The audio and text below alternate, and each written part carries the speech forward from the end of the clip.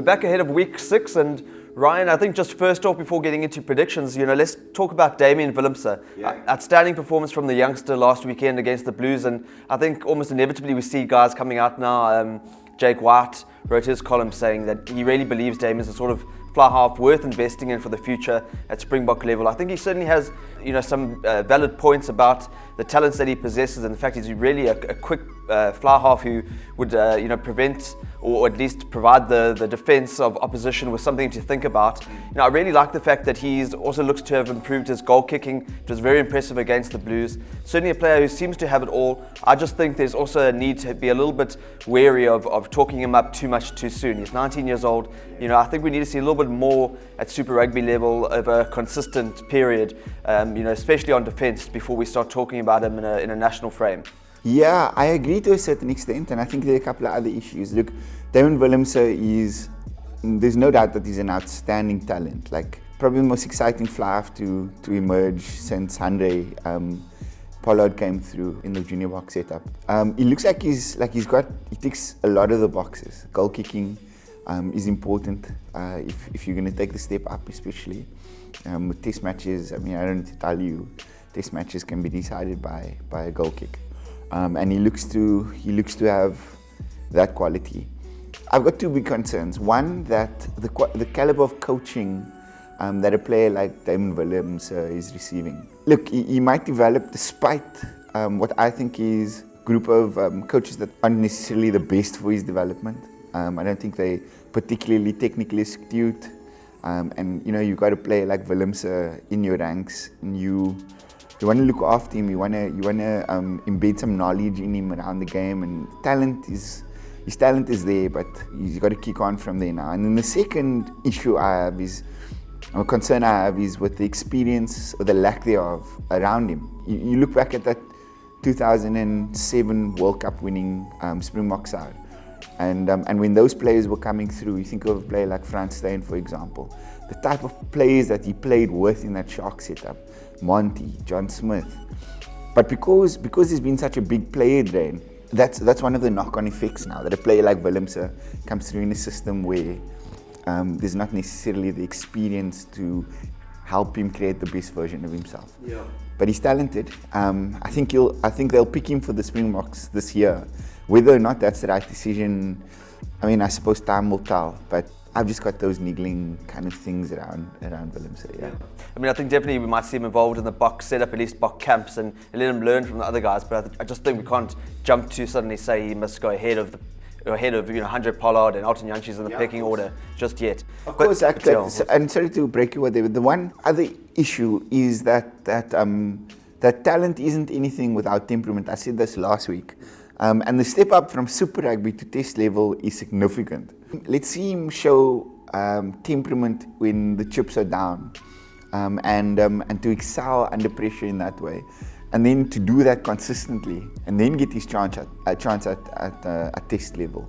But we've made a mistake rushing fly halves into that position now for the last 5 years, I'd say. Yeah. Let's not make that mistake again. Sure. Well, let's move quickly into prediction. I think both Damien and the Stormers impressed us last weekend, or at least surprised us. They were really good against the Blues. They did well. And now they come up against a Reds team that I think has had seriously disrupted travel in terms of coming back from Buenos Aires. And for me, I just don't think they're going to have the energy or the capabilities to knock off a Stormers team who clearly are a different team when playing at home. Stormers for me about 10 to 15. Yeah, I agree. Scoreline for me as well, 10 to 15. They were excellent last week.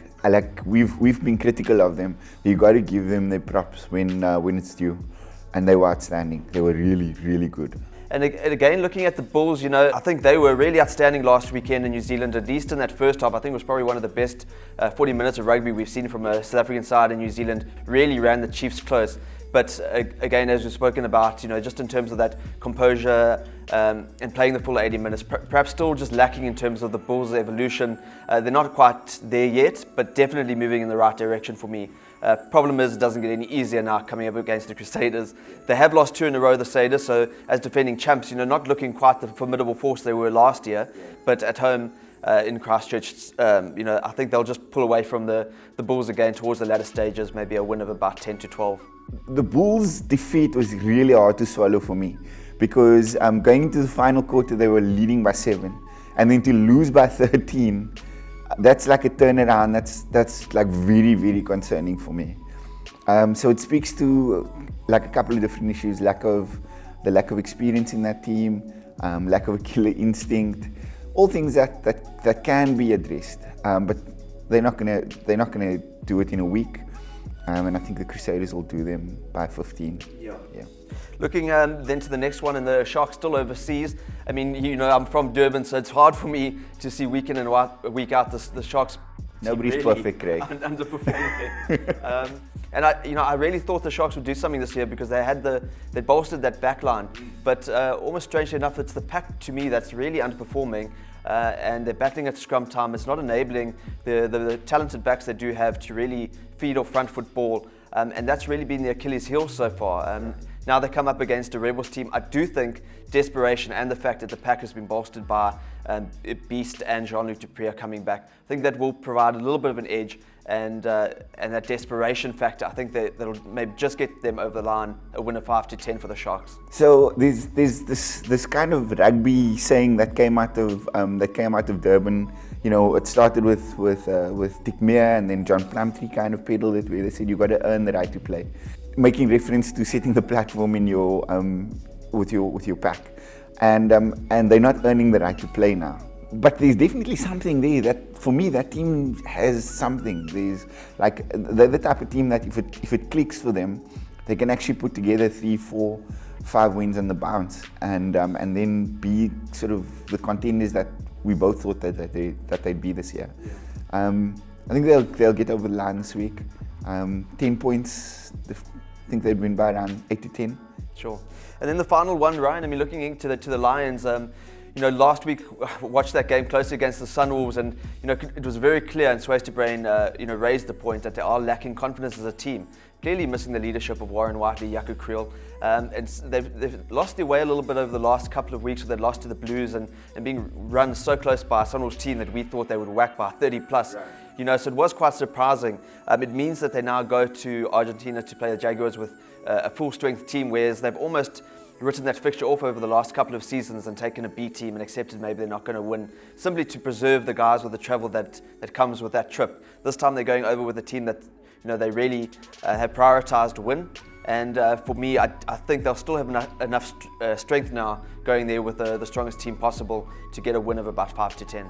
Champion teams go through different cycles, and along that journey there'll be periods like this, and so how they respond to this challenging kind of chapter in their journey is critical, because they can either fold and then they just become like, one of Super Rugby's South African Super Rugby franchise's great kind of memories, or they can actually go on and kick on and actually win the thing.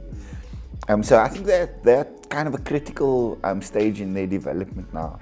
We're going to see what some of the players are about now. We're going to see what Swayze is about now as a coach, and it's going to be interesting for me to watch. So I wouldn't panic too much about the Lions just yet.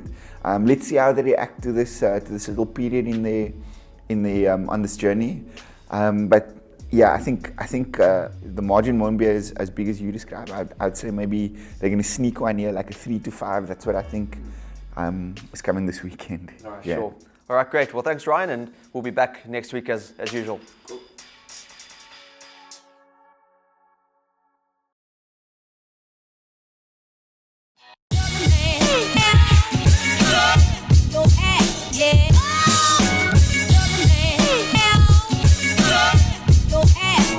One of the best to ever do it.